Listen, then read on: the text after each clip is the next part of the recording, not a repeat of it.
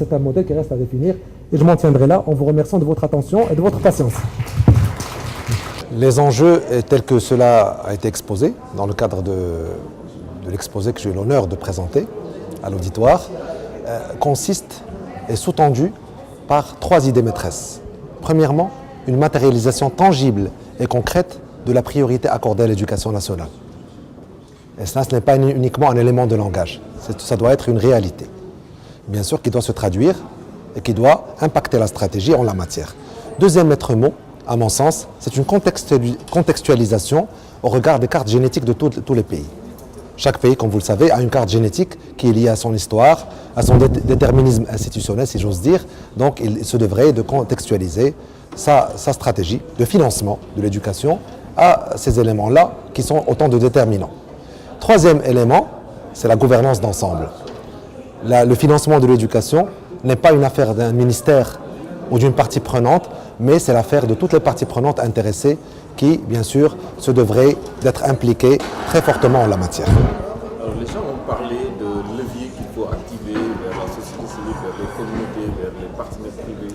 Pour vous, en tout cas de façon générale au Maroc, en Afrique, est-ce que vous avez l'espoir que ces synergies peuvent être créées? Ces synergies se devraient d'être créées. Ça devient véritablement un enjeu de société. Et ces synergies doivent être bien sûr sous-tendues par une vision qui est claire. Donc un portage institutionnel très haut et une très bonne stratégie. Et la stratégie, dès lors qu'elle est bien déclinée, va bien sûr, à travers un arsenal législatif et réglementaire en adéquation avec les ambitions et les défis portés par cette stratégie, bien sûr, va s'appliquer à toutes les parties prenantes, moyennant une convergence de la politique publique au niveau national, une convergence au niveau local et territorial, et c'est un enjeu très important en la matière.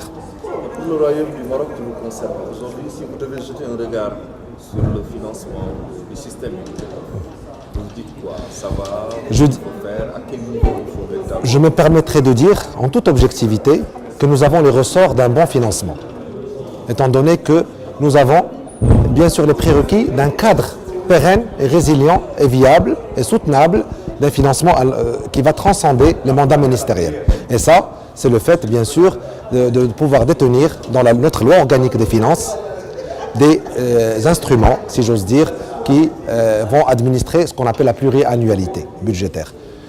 Nous avons également un certain nombre d'autres leviers qui sont impulsés par la mise en œuvre de la régionalisation avancée et la territorialisation de l'action publique, mais ça, ce sont des chantiers qui sont encore en friche actuellement et qu'on devrait bien sûr exploiter davantage, moyennant un transfert de compétences, un transfert de ressources à ces collectivités territoriales qui se devraient, tel que la Constitution le prévoit, et tel que leur loi organique le prévoit, bien sûr intervenir activement et apporter leur contribution efficace et efficiente.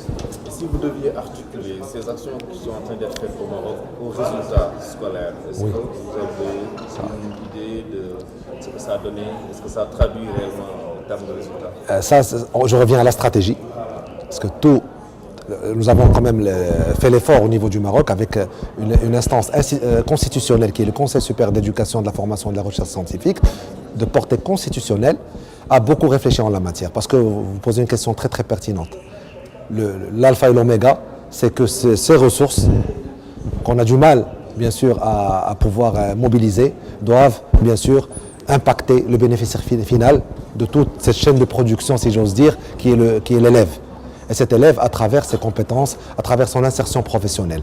Et ça, c'est l'enjeu déjà d'une bonne définition des projets pédagogiques les plus pertinents, les plus efficients, bien sûr, et puis surtout un investissement dans le capital immatériel que constituent les ressources humaines. Voilà. Merci beaucoup.